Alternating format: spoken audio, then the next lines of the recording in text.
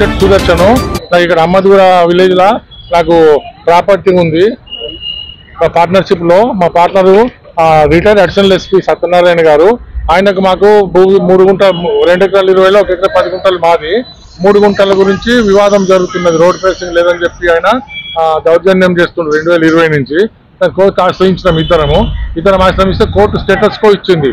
Status quo ఇచ్చిన తర్వాత ఏం చేసిందంటే ఆయనది 1 ఎకరా 10 గుంటలు కాకుండా మాజా కూడా వైన్స్ కిరాయికి ఇచ్చింది. SP wines Lakshmi Narasimha wines అని ఉంది. ఎక్సైజ్ వాళ్ళకు ఇది రెంట్కి ఇచ్చింది. వైన్స్ వాళ్ళకు ఇస్తే మాకు తెలిసి మున్సిపల్ కమిషనర్ కు మరి ఎక్సైజ్ కమిషనర్ కంప్లైంట్ ఇచ్చాం. రిటర్న్ లో కంప్లైంట్ ఇచ్చి ఆ పర్మిషన్ ఇవ్వద్దు, ఇట్లా కోర్టుల వివాదంలో ఉంది, మా పార్ట్నర్షిప్ లో ఉంది, స్టేటస్ కో ఉందని ఇచ్చినాము.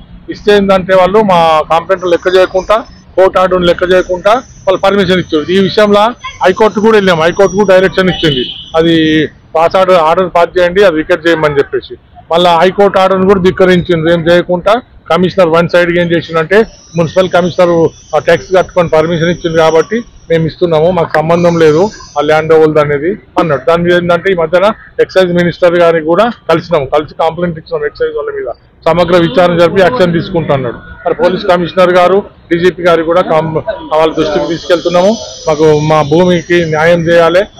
సత్యనారాయణ గారు ఇన్ఫ్లుయెన్స్ పర్సన్ డిపార్ట్మెంట్ లో మమ్మల్ని చాలా 5 సంవత్సరాల నుంచి చాలా దౌర్జన్యం చేస్తుండ్రు. పోలీసు వాళ్ళు కూడా, ఇతర పోలీసు వాళ్ళు కూడా ఒక్కొక్క కేసుకు విధంగా వ్యవహరిస్తున్నారు. మున్సిపల్ కమిషనర్ దగ్గర దేని గురించి ఈ పర్మిషన్ నా రైస్ మిల్లుకు కాంపౌండ్ వాళ్ళకు అడ్డంగా గేట్ కట్ట గోడ కట్టేసింది మొత్తం. ఆయన సత్యనారాయణ గారు గోడ ముందు కూడా ఆల్రెడీ నా కాంపౌండ్ వాళ్ళు ముందట పెట్టిండు, లోపలి పోకుండా. మళ్ళీ షెడ్ కట్టిండు నా జాగాలో, పొత్తుల జాగాలో స్టేటస్ ఉండగా షెడ్ కట్టిండు. అది ఎట్లా ఇచ్చారు? మేము కంప్లైంట్ ఇచ్చినా మీరు ఇచ్చారు కదా, అది తీసేయాలి సార్ అని డిస్మెంటల్ చేయాలని కంప్లైంట్ ఇచ్చాం. చేస్తే ఏంటంటే మేము చేస్తామని చెప్పేసి నోట్స్ ఇచ్చిండు. 3 నెలల నుంచి తెప్పిస్తుండు, మార్చి నుంచి కూడా. అది డబ్బులు డిమాండ్ చేసిండు. తీసుకోవాలి, యాక్షన్ తీసుకోవాలి. ముందు 3 డేస్ నోట్స్ ఇచ్చిండు, వాళ్ళు స్పీకింగ్ నోట్స్ ఇచ్చిండు, యాక్షన్ తీసుకోలేదు. తీసుకోకుండా వీళ్ళు ఏం చేశారంటే కోర్టుకు పంపించారు. నాట్ డిజిమెంటల్ తెచ్చుకుని అందరిని అట్లే పంపిస్తున్నాం. మీరు కూడా డిజిమెంటల్ నాట్ డిజిమెంటల్ ఆర్డర్ తెచ్చుకొని ఎట్లా అప్రోచ్ అయ్యారు మరి? కమిషనర్ ఎట్లా అప్రోచ్ అయ్యారు? ఏది మీరు అప్రోచ్ ఎట్లా అయ్యారు? కమిషనర్ డబ్బులు అడిగిండు, 60,000 అడిగిండు అనేది 3 నెలల నుంచి తిరుగుతున్నా, డైరెక్ట్ గా తిరుగుతున్నాయి కదా. తిరిగితే మాకు చాలా ఖర్చులు ఉంటాయి. మేము చాలా పోస్టింగ్ కూడా డబ్బులు ఇచ్చి తెచ్చుకుంటాం గవర్నమెంట్కి వెళ్ళి.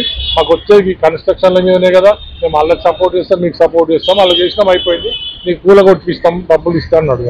60,000 డిమాండ్ చేసింది. 50,000 ఇస్తా సార్ అని ఒప్పుకున్నా. 20,000 ముందుగా ఇచ్చిన. వచ్చేసి అప్రోచ్ అయినా ఏసీబీలకు అప్రోచ్ అయ్యి ఇచ్చిన 20,000. మళ్ళీ 30,000 ఇచ్చిన ఈరోజు. మళ్ళీ అడిగిండు. ఎల్లుండి కేసు ఉంది 25 నాడు. అది స్టేటస్ కో ఇది నాట్ డిజిమెంటల్ కేసు ఉంది కదా, వీళ్ళ మీద నాట్ డిజిమెంటల్ తెచ్చింది కదా. మమ్మల్ని పార్టీ చేయకుండా ఏం చేసిందంటే వీళ్ళ చాలా మీదకి వెళ్ళి మున్సిపల్ పార్టీ చేసిండు. మేము పార్టీ చేస్తే ఎమ్మడే క్యాన్సల్ చేస్తామని చెప్పేసి ఆడ కౌంటర్ వేసి క్యాన్సల్ చేయడానికి పైసలు అడిగిండు కోర్టులో. ఎంత ఇచ్చారు? ఇలా 30,000 ఇచ్చింది, ఇంతకుముందు 20,000 ఇచ్చింది, 50,000 ఇచ్చింది. 30,000 30,000